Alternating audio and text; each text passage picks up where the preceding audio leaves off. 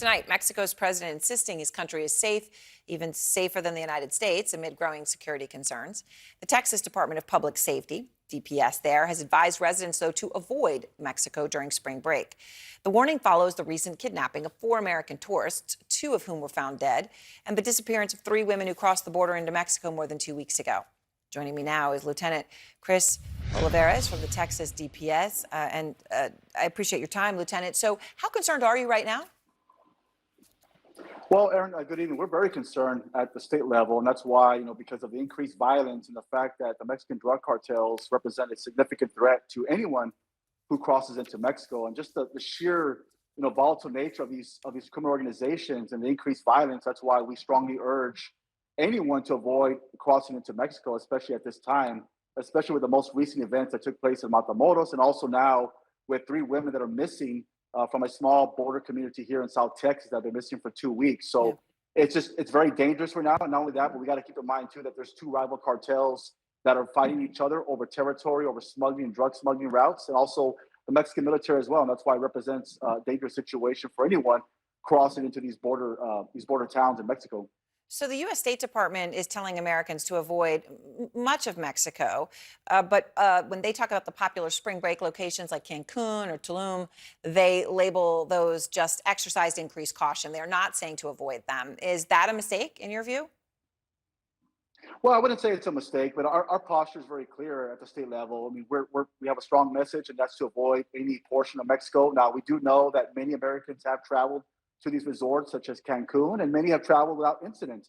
But we can't ignore the risk, especially now with the cartels having a heavy influence in Mexico, and even in those resorts. There is cartel presence in those resorts. But again, now those that do want to travel to those specific locations, all we can say and all we can strongly urge is to contact the U.S. consulate, travel in groups, be aware of your surroundings, be vigilant.